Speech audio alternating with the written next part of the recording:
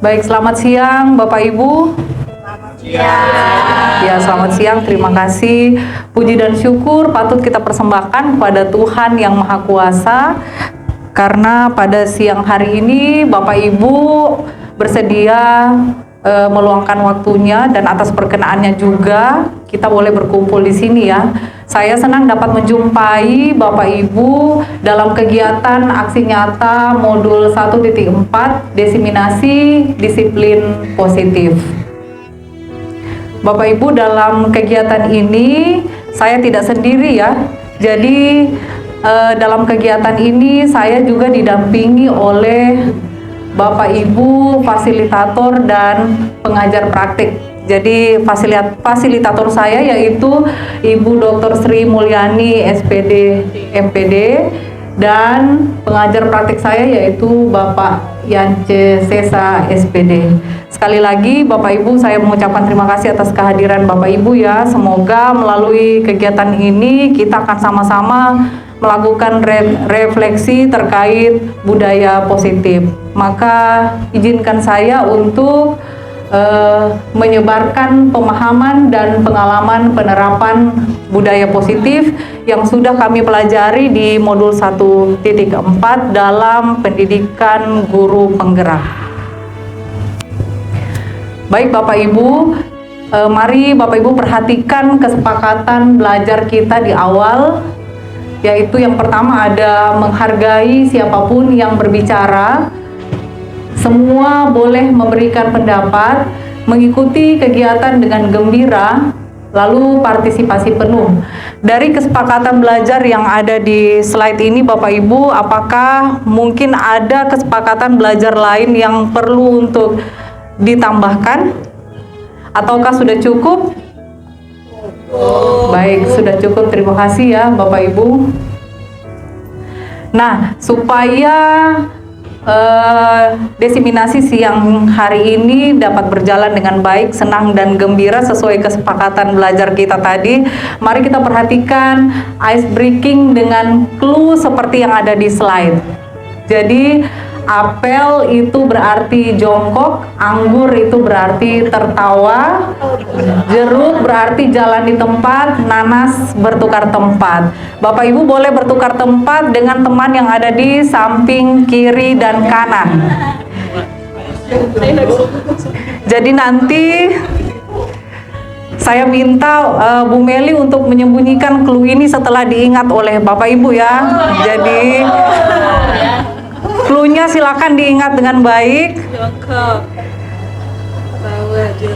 Apel berarti jongkok, anggur berarti tertawa, jeruk berarti jalan di tempat, nanas berarti bertukar tempat. Sudah Bapak Ibu? Belum ya? Oke. Waktunya hampir habis. Oke, sudah. Supaya kita bergerak sedikit ya, karena di luar kayaknya dari pagi hujan terus, dingin. Jadi kita perlu pemanasan.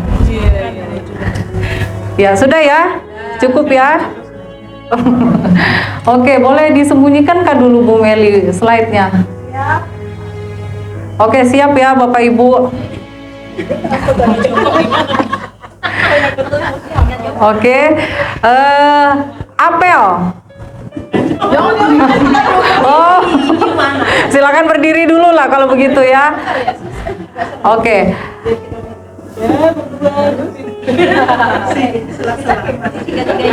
Iya. Pak Hari tidak ada temannya ya. Iya, jalan di tempat berarti begini ya. Oke. Jeruk. Nanas.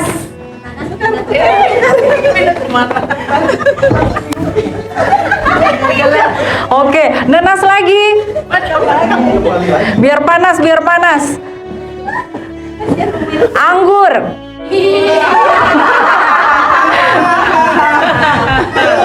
Apel. Iya. Kelapa. Tidak ada kelapa. Oke, berdiri silakan. Duduk kembali. Terima kasih Bapak Ibu. Mudah-mudahan ketawanya tadi ikhlas ya.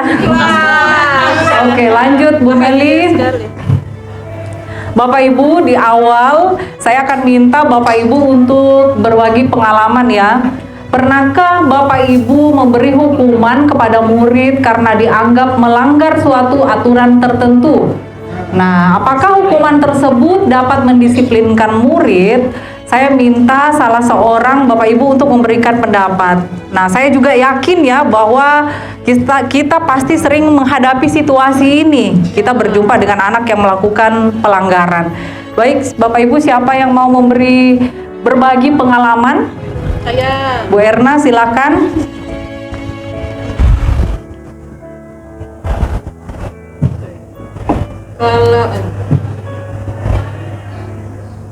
Pernahkah Bapak Ibu memberi hukuman? Oh, kalau saya sering memberi hukuman seperti olahraga, kemudian pungut sampah, dan menurut saya mendisiplinkannya itu pada hari itu juga mereka disiplin, tapi saya nggak tahu ya kalau besoknya apakah dia mengulang lagi.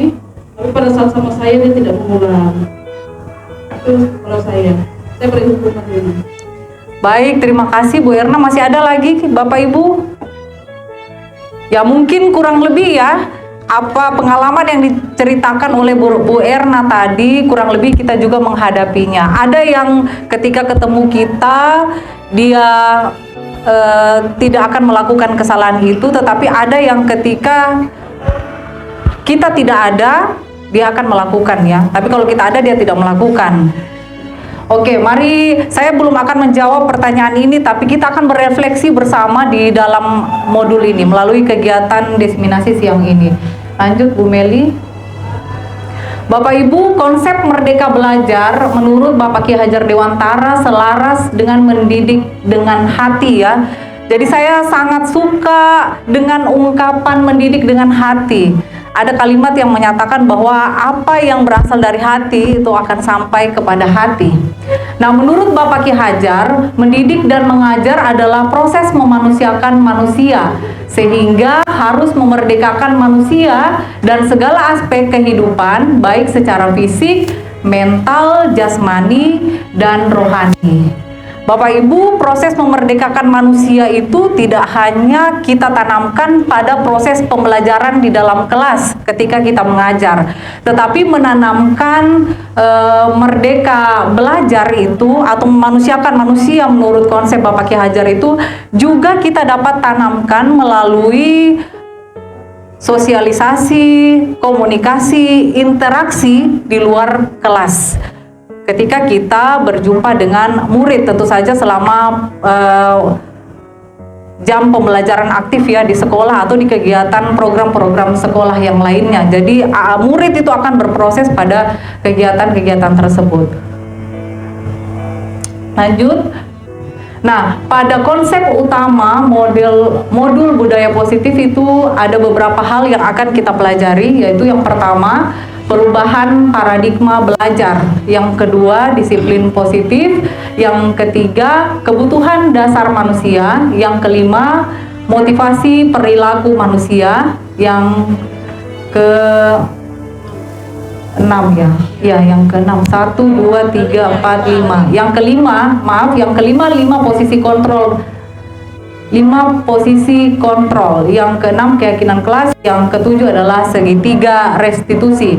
Kita akan mulai melihat dari perubahan paradigma belajar. Perubahan paradigma belajar merupakan pembelajaran paradigma baru berdasarkan kurikulum merdeka, berorientasi pada pembelajaran yang berdiferensiasi, sehingga setiap murid dapat belajar sesuai kebutuhan dan tahap perkembangan untuk mewujudkan profil pelajar Pancasila. Jadi di sini judulnya ya Bapak Ibu, perubahan paradigma belajar. Siapa pelakunya? Pelakunya adalah kita sebagai guru. Tetapi sebelum kita melakukan itu di dalam kelas, terlebih dahulu kita yang merubah cara pandang kita terhadap murid. Bagaimana kita melihat murid yang lahir dan berasal dari lingkup keluarga yang berbeda dengan karakternya yang unik. Pada kegiatan aksi nyata yang sebelumnya, saya sempat menyampaikan bahwa tidak ada manusia yang lahir sama ya, dengan karakter yang sama. Semua lahir dengan karakter yang berbeda, termasuk kembar yang identik ya.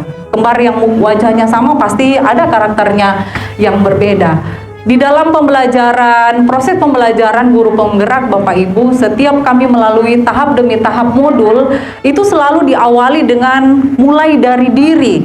Artinya kita sebagai guru itu diajak untuk berefleksi diri terlebih dahulu. Apa yang sudah selama ini saya lakukan? Apa yang nanti akan saya lakukan? Sampai pada akhirnya kita akan menyadari bahwa ternyata yang selama ini saya lakukan harusnya seperti ini. Ya Bapak Ibu, jadi yang sebelum kita melakukan itu di dalam kelas, kita merubah cara pandang berpikir, cara bagaimana kita melihat murid yang berasal dari latar belakang yang berbeda itu tadi. Ketika kita sudah menjadi pelaku yang menyadari perubahan di dalam diri kita dan bersedia menerima perubahan itu, maka konsep kurikulum merdeka yang berorientasi pada pembelajaran yang berdiferensiasi atau berpusat pada murid itu akan dapat kita lakukan perlahan-lahan ya di dalam kelas, sehingga setiap murid dapat belajar sesuai kebutuhan dan tahap perkembangan untuk mewujudkan profil pelajar Pancasila. Profil pelajar Pancasila ini bukan hal yang asing karena Bapak Ibu tentu saja sudah sering mendengarkan apa itu profil pelajar Pancasila. Jadi ada beriman, bertakwa kepada Tuhan Yang Maha Esa dan berakhlak mulia. Satu kalimat, jangan beriman. Oh iya, beriman, bertakwa kepada Tuhan Yang Maha Esa dan berakhlak mulia. Kemudian yang kedua, berkebinekaan global. Maaf ya, agak kabur ini tulisannya.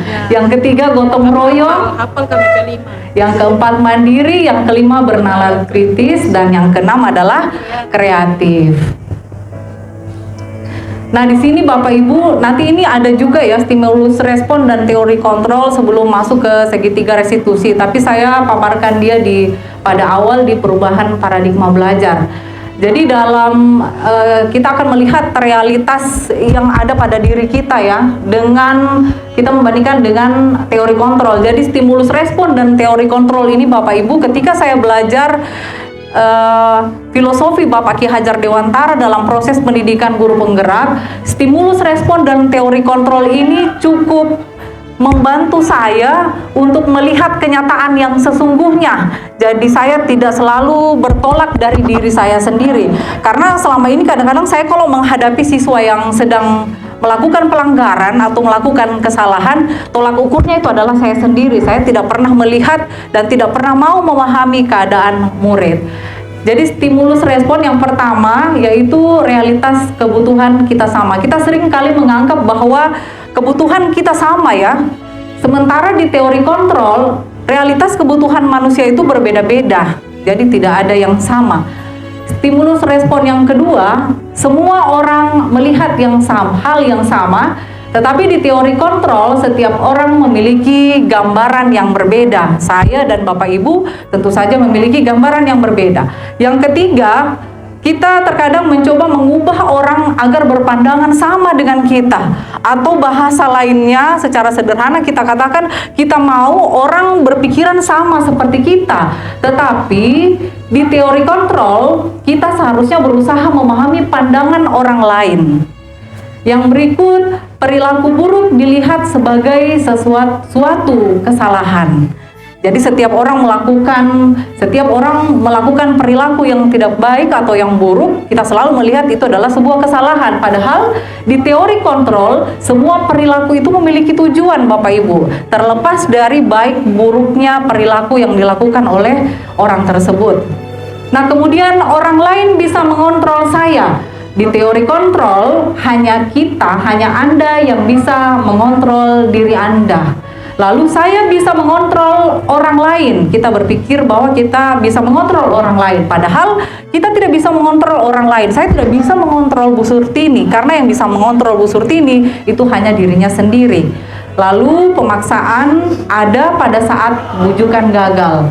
Sementara di teori kontrol, harus terus diupayakan kolaborasi dan konsensus untuk menciptakan pilihan-pilihan baru. Nanti ini ada juga di segitiga restitusi di bagian akhir. Lanjut Bu Meli. Bapak Ibu, mari kita baca bersama tulisan yang ada di slide ya Bapak Ibu. Kita mulai. Ki Hajar menyatakan bahwa untuk mencapai kemerdekaan atau dalam konteks pendidikan kita saat ini, untuk menciptakan murid yang merdeka, syarat utamanya adalah harus ada disiplin yang kuat. Disiplin yang dimaksud adalah disiplin diri yang memiliki motivasi internal. Jika kita tidak memiliki motivasi internal, maka kita memerlukan pihak lain untuk mendisiplinkan kita atau motivasi eksternal, karena berasal dari luar, bukan dari dalam diri kita sendiri. Ini konteks pendidikan untuk menciptakan murid yang merdeka. Jadi harus ada disiplin yang kuat yang memang tertanam di dalam diri. Motivasi eksternal dan motivasi internal, kalau kita mau lihat sebenarnya dalam pelaksanaannya di lapangan ya, motivasi internal itu lebih membuat murid itu menjadi sungguh-sungguh sadar dengan apa yang dia lakukan. Karena kalau motivasi eksternal seperti pengalaman yang diceritakan tadi oleh Bu Erna, saya juga mengalaminya ya. Kalau saya ada, dia tidak akan melakukan, mungkin karena takut akan dihukum, sanksi dan lain sebagainya. Tapi kalau saya tidak ada, dia kembali akan mengulangi kesalahan yang sama. Berarti dia melakukan, dia taat kepada aturan atau sesuai perilakunya sesuai dengan kesepakatan, itu karena motivasi eksternal. Kemudian ini tadi ya Bapak Ibu, yang kedua tadi ada paradigma baru, yang pertama, yang kedua adalah disiplin positif. Sudah ada pengantarnya tadi di awal. Disiplin positif merupakan suatu cara penerapan disiplin yang mengajarkan anak bertanggung jawab dan menumbuhkan kesadaran diri berdasarkan nilai-nilai kebajikan. Kesadaran diri yang dimotivasi oleh motivasi intrinsik tadi ya Bapak Ibu, berarti kesadaran yang tumbuh dari dalam dirinya sendiri, bukan karena paksaan, dorongan dari luar.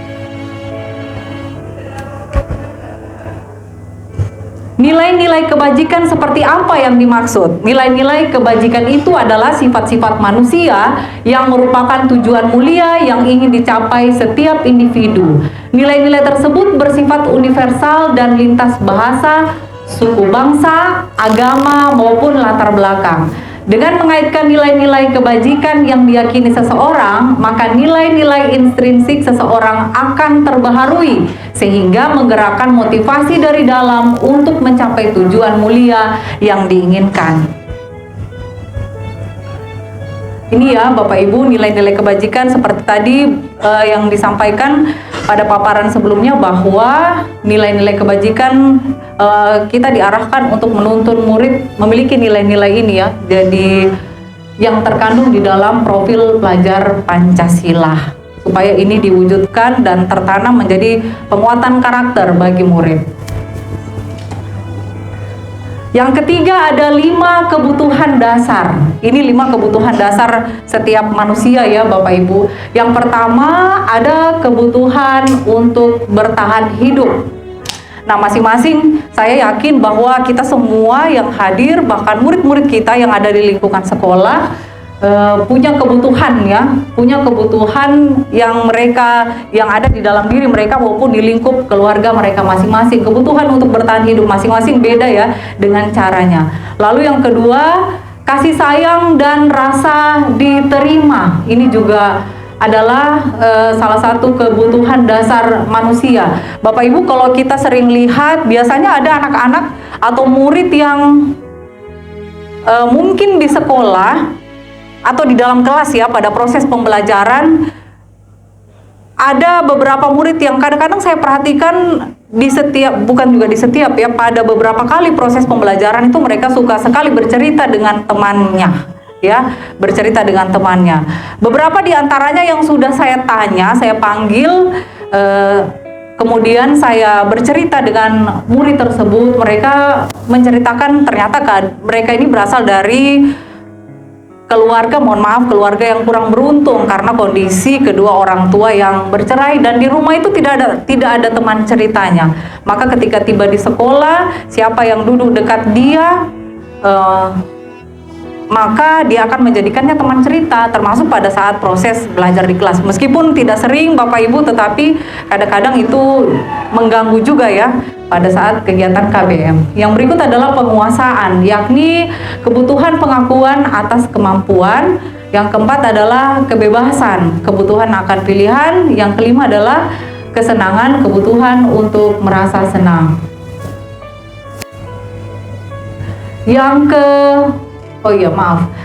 Menurut Diane Gosen dalam bukunya, dia menyatakan ada 3 motivasi perilaku manusia. Ini tadi yang di awal ya, bahwa ada motivasi eksternal, ada juga motivasi internal atau tadi intrinsik ya. Tapi di sini dia mengelompokkan menjadi eksternal itu 2. Jadi menghindari hukuman atau ketidaknyamanan itu disebut motivasi eksternal. Lalu untuk mendapatkan penghargaan, dia melakukan itu untuk menghindari hukuman supaya tidak kita hukum dan untuk mendapatkan penghargaan. Lalu menjadi orang yang merdeka, yang mereka inginkan dan menghargai diri sendiri. Ini tadi yang dikatakan bahwa motivasi yang berasal dari dalam diri mereka sendiri ya. Jadi kesadaran itu tumbuh dari dalam hatinya. Nah, di sini Bapak Ibu tentu saja mungkin sering mendengar kata ini ya, pernah mendengar kata konsekuensi ya. Jadi di sini ada konsekuensi, hukuman, dan restitusi. Yang pertama, hukuman. Hukuman ini adalah bentuk sanksi yang diberikan sebagai akibat langsung dari tindakan melanggar hukum atau aturan. Nah, biasanya bersifat negatif dan bertujuan untuk menghukum pelaku. Contohnya penalti, teguran, atau penurunan nilai, ya. Lalu yang kedua ada konsekuensi. Konsekuensi ini adalah akibat dari tindakan yang dilakukan. Dalam pendekatan disiplin positif, konsekuensi lebih berfokus pada pembelajaran daripada hukuman. Tujuannya adalah membantu murid memahami dampak dari tindakan mereka dan membuat pilihan yang lebih baik di masa depan. Kalau dilihat-lihat sepertinya mungkin kita merasa lebih mending konsekuensi daripada hukuman ya, tetapi ternyata ada yang lebih baik lagi untuk kita jalankan, yaitu restitusi, yaitu proses menciptakan kondisi bagi murid untuk memperbaiki kesalahan mereka. Ini melibatkan pemulihan dan perbaikan di dalam diri murid sehingga murid dapat kembali ke kelompok mereka dengan karakter yang lebih kuat. Restitusi memperkuat pendekatan pemulihan dan membangun hubungan yang lebih positif. Boleh dilanjutkan Bu Meli? Nah, ini Bapak Ibu ada 5 posisi kontrol ya. 5 posisi kontrol. Dr. William Glasser atau Gosen ini berkesimpulan ada 5 posisi kontrol yang diterapkan seorang guru, orang tua, ataupun atasan dalam melakukan kontrol. Dalam hal ini kalau kita sebagai guru ya berarti terhadap murid ya. Nah, ini Bapak Ibu ya, jadi waktu membaca modul 1.4 yang aksi nyata ini, kami sempat berdiskusi dalam kelompok kecil kami. Saya sampaikan kepada teman-teman saya bilang begini, dalam 5 posisi kontrol ini saya lebih sering berperan sebagai penghukum, pembuat orang merasa bersalah, teman, dan pemantau. Saya lebih sering menjadi keempat ini, penghukum, pembuat orang merasa bersalah, teman, dan pemantau. Sementara manajer ini saya nggak tahu ya apa saya pernah melakukan itu atau tidak. Tetapi kalau yang keempat ini paling sering. Oleh karena itu saya berefleksi Bapak Ibu ya, walaupun sampai hari ini saya sendiri mungkin belum konsisten melakukan itu ya. Kadang-kadang saya lupa bahwa oh iya saya harus memulainya tidak dengan marah-marah begitu. Kan biasanya kalau anak-anak terlambat, kenapa lagi terlambat? Jadi langsung kita tanya, ayo sana pungut sampah. Kita langsung memberi hukuman kepada murid ya. Mari kita lihat yang pertama, guru berbuat. Kalau dalam posisi sebagai penghukum, guru itu akan menghardik, dia akan menunjuk-nunjuk, dia akan menyakiti, dan dia akan menyindir. Jadi sebenarnya, tapi tidak hanya pada saat siswa atau murid itu terlambat saja, bisa jadi itu di dalam kelas. Ketika murid itu ribut, kita bisa saja langsung mengatakan, diam, jangan ribut, awas kamu ya. Nah, itu mungkin bagian dari ya kita sebagai posisi penghukum ya. Lalu kalau pembuat orang merasa bersalah, ya kita akan berceramah menunjukkan kekecewaan yang begitu dalam. Ya bisa saja kita katakan kepada murid, kamu nih ribut betul dari tadi, Ibu perhatikan. Kamu nggak kasihan kah sama Ibu ya? Ibu ini satu hari mengajar 10 jam, nggak tahukah kamu? Ya, kemudian teman, kita membuat alasan-alasan untuk murid-muridnya ya. Kalau posisi kontrol sebagai teman ini juga mungkin saya pernah ada di posisi ini ya, bahwa kita terlalu dekat. Saya menyadari bahwa kadang-kadang saya terlalu dekat dengan murid ya, sehingga menurut saya di kondisi-kondisi tertentu ada masanya kadang murid kurang menghargai saya sebagai gurunya, mungkin karena posisi itu tadi terlalu dekat, dan murid merasa ketika dia melakukan kesalahan, saya sebagai temannya harus melindungi dia dong, harus mencari alasan dan melindungi perbuatan apa yang sudah dia lakukan. Terlepas dari itu, apalagi kalau itu perbuatan yang melanggar aturan atau tidak benar. Pemantau ini menghitung dan mengukur, lalu sebagai manajer mengajukan pertanyaan. Kalau dalam perbuatan 5 posisi kontrol sebagai manajer Bapak Ibu, dalam praktek yang sudah kami lakukan, memang di sana lebih banyak mengajukan pertanyaan kepada murid ketika dia melakukan pelanggaran ya. Tetapi pertanyaan itu sebenarnya bukan untuk menghakimi si murid, tetapi untuk menggali, mencari tahu kenapa dia melakukan itu, dan pada akhirnya menggiring dia untuk sadar bahwa perilakunya itu atau tindakannya itu tidak sesuai dengan misalnya keyakinan kelas, dan pada akhirnya ada pertanyaan nanti yang akan mendorong dia untuk mencari solusi dari perbuatan kesalahan yang sudah dia lakukan itu, atau perbuatan yang tidak sesuai dengan keyakinan kelas. Nah, dalam perkataan, guru berkata, ini tadi ya, kalau tadi kan berbuat ya, kalau dalam perkataan berkata, kalau kamu tidak melakukannya kita suka mengancam ya, kalau kamu tidak buat, awas ya, lihat aja nilaimu. Nah, itu mungkin bisa kita sebut sebagai penghukum ya. Pembuat rasa bersalah itu tadi ya, kamu sudah mengecewakan Bapak Ibu. Lalu teman, lakukan untuk Bapak Ibu. Ya sudah, nanti Bapak Ibu bantu bereskan. Ya sudah, enggak usah, masuk aja. Temanmu enggak lihat juga. Nah, ini bisa juga posisi sebagai teman ya. Dan mereka merasa perbuatan mereka mau benar atau salah, ya kita temannya, guru adalah temannya, harus melindungi perbuatan mereka.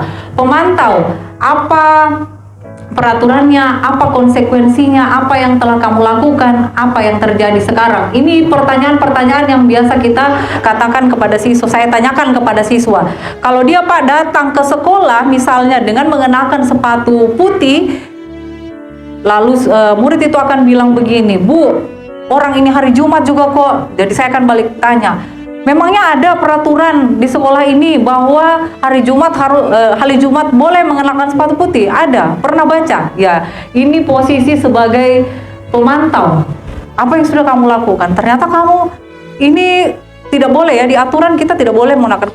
Ternyata kamu mengenakan sepatu putih. Itu ya. Lalu kalau kita sebagai manajer, maka yang kita tanyakan, apa yang kita yakini, apa kamu meyakini hal tersebut? Kalau kamu meyakininya, apakah kamu mau memperbaikinya? Kalau kamu memperbaikinya, jadi kira-kira hal tersebut akan menggambarkan apa tentang dirimu. Jadi mereka yang akan menggali dirinya sendiri. Nah, hasil dari kita sebagai guru dalam posisi penghukum itu akan membuat anak memberontak. Dia tidak suka dengan kita, dia mendendam, dan dia akan menyalahkan kita. Kemudian pembuat orang merasa bersalah itu akan membuat murid menyembunyikan apa yang mereka lakukan, bahkan mereka menyangkal dan berbohong. Sebagai teman, mereka akan ketergantungan. Lalu sebagai pemantau, mereka menyesuaikan bila diawasi. Sebagai manajer, mereka akan menguatkan karakter. Baik Bapak Ibu, kembali pada kesepakatan belajar tadi bahwa kita harus selalu gembira ya dan senang. Tolong Bapak Ibu senyum di samping kiri kanannya. Karena dari tadi saya bicara sepertinya sudah agak cemberut ya. Mudah-mudahan yang saya sampaikan ini dapat dipahami dengan baik. Oke. Lanjut. Yang keenam, nah ini yang keenam ada yang namanya keyakinan kelas. Keyakinan kelas ini diterapkan sebagai salah satu cara dalam membangun budaya positif. Keyakinan kelas harus berpihak pada murid dan dirumuskan bersama murid untuk membangun kemandirian mereka. Guru hanya sebagai fasilitator dalam hal ini. Keyakinan kelas dibuat secara universal yang mencakup berbagai aspek kesepakatan atau aturan yang sudah berlaku di dalam kelas tersebut. Keyakinan kelas yang dibuat hendaknya benar-benar bersumber dari kebutuhan siswa dalam membentuk budaya positif. Dan biasanya keyakinan kelas ini akan menggunakan kalimat-kalimat positif ya Bapak Ibu. Jadi dalam menyepakati itu setelah kita bertanya kepada murid dan mereka akan menuangkan apa yang akan kita sepakati bersama dalam keyakinan kelas itu untuk dijalankan. Nah itu kita akan mengarahkan murid untuk menyusun keyakinan kelas dengan menggunakan kalimat-kalimat positif. Ya biasanya itu tidak pakai kata tidak, jangan, dilarang dan seterusnya. Nah, tujuan dari penerapan keyakinan kelas yaitu menumbuhkan keterlibatan murid dalam membentuk keyakinan kelas untuk mencapai kelas impian bersama yang guna pembelajaran yang efektif, mewujudkan merdeka belajar, berpihak pada murid, menciptakan komunikasi segala arah antara guru dan murid-murid, dan membiasakan budaya serta disiplin positif. Nah, ini yang terakhir dari yaitu segitiga restitusi ya. Segitiga restitusi adalah proses menciptakan kondisi bagi murid untuk memperbaiki kesalahan sehingga karakter mereka lebih kuat ketika kembali pada kelompoknya. Restitusi memberikan kesempatan kepada murid untuk disiplin positif, memulihkan diri dari kesalahan sehingga memiliki tujuan yang jelas. Ini tadi kan ada hukuman, ada konsekuensi dan ada restitusi. Sepintas seperti saya sampaikan tadi bahwa konsekuensi mungkin kedengarannya agak lebih baik daripada hukuman, tetapi ternyata ada yang lebih baik lagi untuk kita lakukan, yaitu restitusi atau segitiga restitusi. Bapak Ibu, kenapa penting untuk menumbuhkan keyakinan, kesadaran di dalam diri murid? Kalau kita ingat-ingat kembali ya Bapak Ibu, diri kita sendiri misalnya. Kenapa kita sebagai manusia ketika kita mengendarai kendaraan bermotor di jalan, kita mengenakan helm? Kenapa kita mengenakan helm Bapak Ibu? Ya, supaya melindungi kepala kita untuk keselamatan diri kita sendiri ya.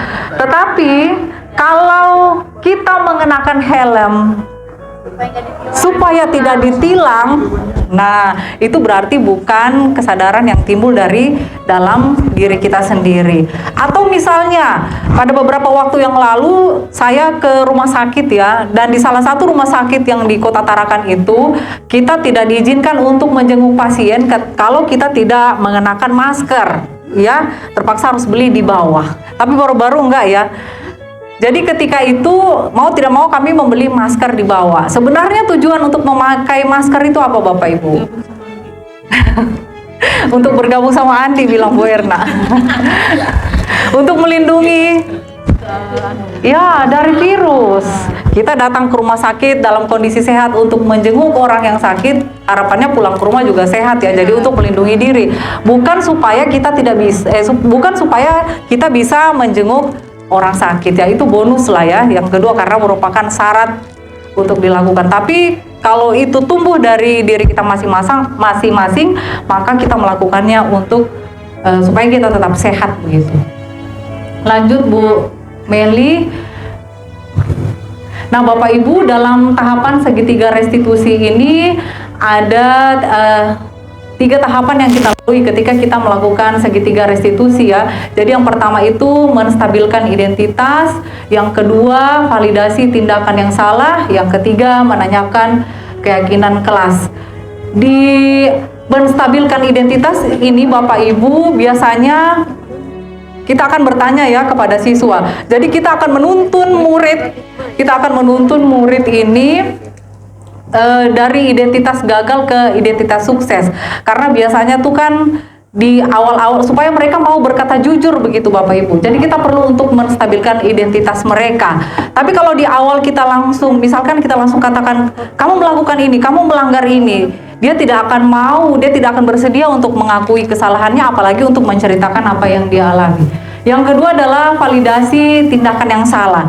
Dia akan kita menuntun anak supaya dia sendiri yang, oh iya maaf Bu, ternyata yang saya lakukan itu, maaf Bu, saya salah. Kemudian nanti bisa juga kita akan sampaikan kepada mereka bahwa kita memberi penguatan kepada murid ya, bahwa tidak ada manusia yang tidak pernah berbuat salah, supaya mereka mau untuk menceritakan apa yang mereka lakukan. Yang ketiga, menanyakan ke keyakinan kelas.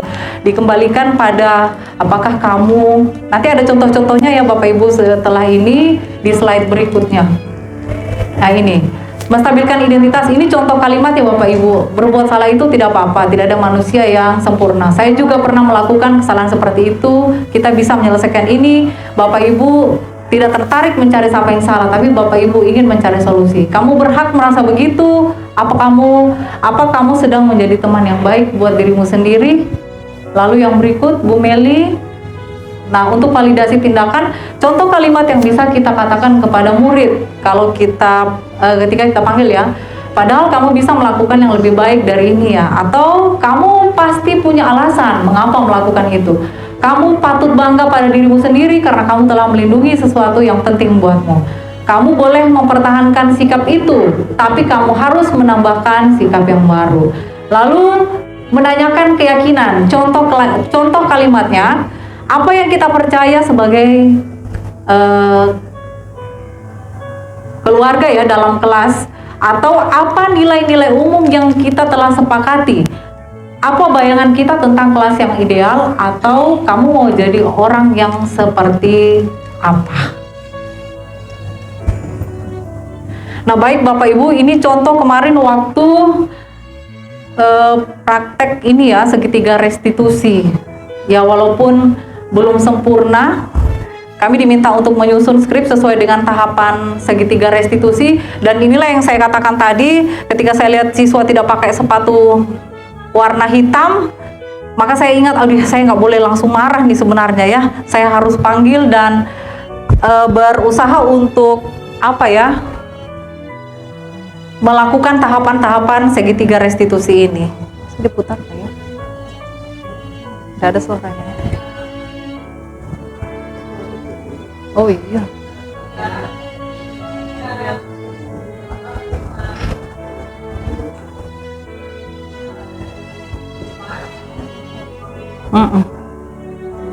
Baik Bapak Ibu, sambil lihat tayangan ya, karena suaranya muncul di sana tidak keluar. Jadi saya ceritakan saja. Ceritanya si Ivan ini kasusnya, dia suka bermain bola di dalam kelas ya. Dia suka bermain bola di dalam kelas. Ternyata setelah saya panggil, pertama-tama dia minta maaf ya. Setelah saya panggil, dia bersedia untuk menceritakan bahwa dia itu dikeluarkan dari ekskulnya, ekskul futsal. Jadi saya tanya, kalau Ibu boleh tahu kenapa kamu dikeluarkan dari ekskul futsal? Lalu Ivan katakan bahwa karena dia ketahuan merokok. Salah satu kesepakatan mereka di dalam ekskul itu bahwa mereka tidak boleh merokok. Kalau merokok maka akan dikeluarkan. Lalu saya mulai menanyakan apa keyakinan kelas kita ya, yang sudah kita sepakati bersama. Salah satunya adalah menjaga ketenangan atau ketertiban selama proses pembelajaran berlangsung. Lalu Ivan pun menyadari kesalahannya, dia minta maaf dan saya bertanya, kalau begitu kira-kira nanti apa yang akan kamu lakukan? Pertama dia bilang saya minta maaf sama ibu, lalu saya akan minta maaf kepada pelatih ekskul saya berjanji saya tidak akan merokok lagi supaya saya bisa diterima di ekskul futsal untuk bermain bola kembali bersama teman-teman saya, dan saya juga tidak bermain bola di dalam kelas. Seperti itu ya Bapak Ibu. Nah, kemudian yang berikut ini dokumentasi keyakinan kelas. Dalam proses ini Bapak Ibu, karena saya mengajar di pendidikan agama Kristen di beberapa kelas ya, 12 kalau tidak salah, 12 kelas. Jadi saya minta mereka untuk menuliskan di sticky note ya, untuk maju ke depan. Kemudian setelah itu keyakinan kelasnya itu saya tidak tuliskan di papan, tapi saya langsung saya ketik di laptop, karena setelah itu saya print, kemudian kami tempelkan ya di dalam kelas seperti itu, sesuai dengan apa yang kami sepakati bersama. Baik Bapak Ibu, untuk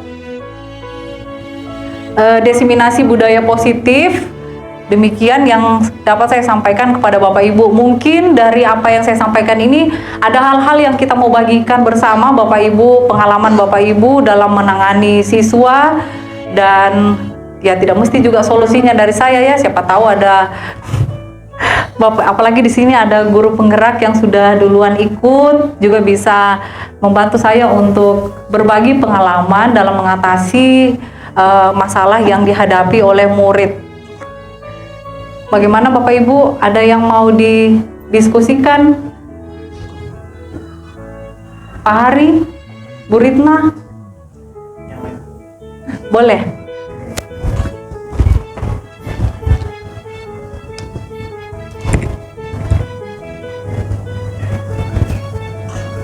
Terima kasih Bu Olin. Saya hanya ingin berbagi saja ya Bu Olin dengan teman-teman yang lain, bahwa hari ini bahwa pada hari ini Bu Olin sebagai calon guru penggerak itu melakukan aksi nyata untuk akhir daripada modul 1.4 sebelum masuk pada modul 2.1. Nah, ada beberapa hal yang dikaitkan dengan aksi nyata ini. Yang pertama, kita membicarakan tentang paradigma pembelajaran, kemudian juga ada 5 posisi kontrol guru dan segitiga restitusi. Nah, memang biasanya sebelumnya saya memahami ya, sebelum mengikuti kegiatan guru penggerak, saya memahami bahwa yang namanya kesepakatan atau keyakinan kelas itu hanya dibuat oleh wali kelas. Itu dulu pemahaman saya. Ternyata setelah saya mengikuti guru penggerak, bahwa setiap Bapak Ibu guru boleh membuat keyakinan kelas. Itu yang pertama. Kemudian yang kedua, nah ini juga yang sebenarnya harus kita lakukan, termasuk saya. Nah, keyakinan kelas itu kan diperoleh dari hasil kita memahamkan anak tentang disiplin positif, dan biasanya menggunakan kalimat-kalimat yang positif. Yang selama ini tidak kita lakukan, bahkan saya tidak lakukan itu, yang tidak kita lakukan, dan saya juga tidak melakukan itu dalam melakukan evaluasi daripada kesepakatan kelas. Nah, biasanya kesepakatan kelas itu hanya jadi bintang-bintang saja, yang pada akhirnya mereka juga melanggar. Dan sayangnya kita Bapak Ibu guru tidak pernah mengevaluasi itu. Kalau dalam pemahaman saya ketika mengikuti CGP, bahwa keyakinan kelas itu harus dievaluasi. Ketika melanggar itu dicarikan solusinya, sehingga keyakinan kelas itu bukan hanya sekedar bintang-bintang untuk menggugurkan kewajiban kita. Dan itu memang harus kita lakukan. Kemudian yang kedua, kita membicarakan tentang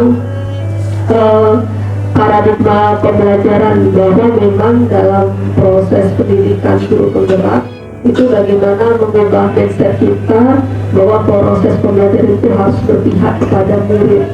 Nah, proses berpihak kepada murid itu ada kalimat menghamba, tapi konteks menghamba itu bukan yang dipikirkan kita menghamba kepada murid, tapi bagaimana kita bisa memberikan pelayanan kepada siswa dalam kelas sesuai dengan kebutuhannya.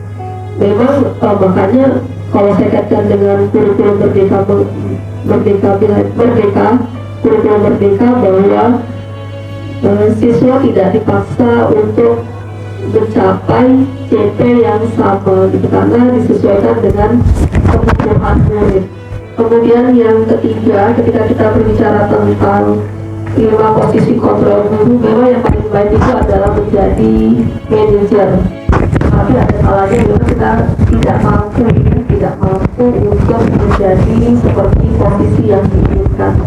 Tapi Bapak Ibu jangan putus asa bahwa saat nanti kita pasti bisa pada posisi manajer itu. Dan kemudian saya ingat waktu dalam kegiatan CGP ada yang mengatakan seperti ini, kita tidak bisa merasakan hasil itu pada hari itu, bahkan tahun depan, tetapi hasil itu akan terlihat bisa saja setiap siswa itu akan melihat, kita akan melihat hasil itu bisa 5 tahun, bahkan 10 tahun, bahkan 3 tahun. Tetapi jangan putus asa untuk berbuat hal-hal yang baik kepada peserta didik. Itu yang selalu, kata-kata itu yang selalu saya ingat, bahwa kalau kita mau berharap anak kita berubah hari ini, kita kasih tahu besok, itu rasanya tidak mungkin gitu. Mungkin hanya ada satu siswa, tapi kita akan salah kalau kita tidak berbuat apa-apa gitu. Jadi yang paling penting adalah kita mau berbuat dulu, hasilnya kita kembalikan kepada Sang Pencipta Allah Subhanahu wa Ta'ala. Tapi tugas kita adalah mengingatkan. Kemudian untuk segitiga restitusi, kalau kita bayangkan Bapak Ibu dengan jumlah siswa yang sebanyak ini, mungkinkah kita melakukan segitiga restitusi?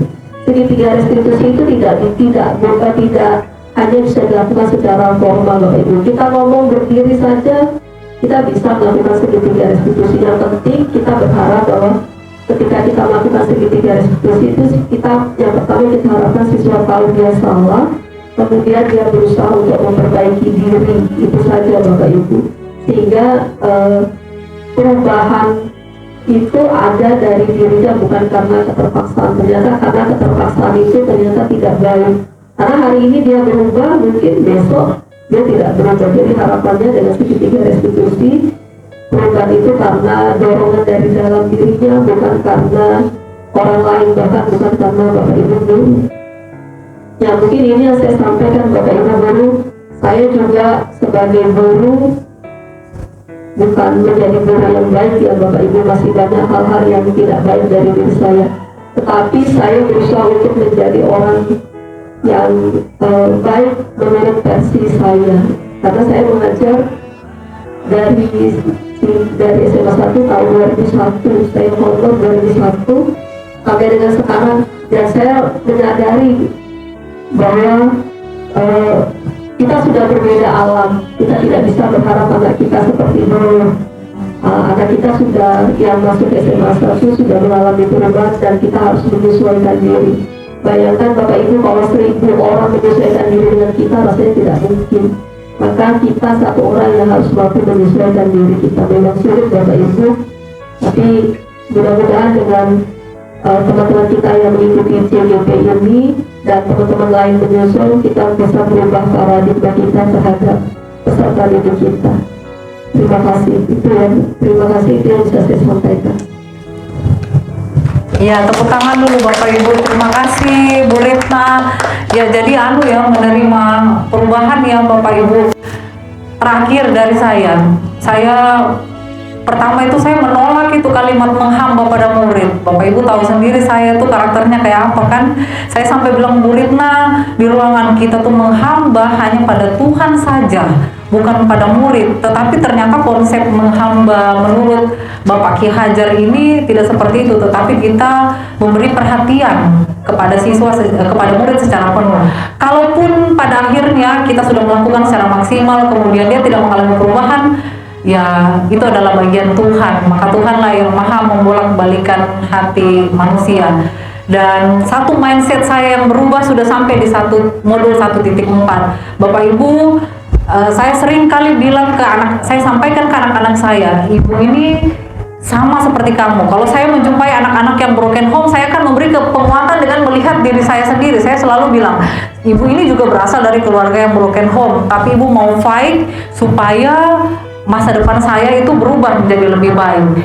Dan setiap kali saya mengatakan itu, saya berharap si anak ini juga memiliki pikiran yang sama seperti saya, Bapak Ibu. Sampai di modul 1.4 saya menyadari hal itu tidak mungkin karena karakter, pola pikir, alamnya dia, zamannya dia itu berbeda dengan saya. Maka saya harus mampu untuk memahami, menuntun dia dengan semaksimal mungkin. Baik, itu saja dari saya siang hari ini. Terima kasih Bapak Ibu semua yang telah hadir pada siang hari ini.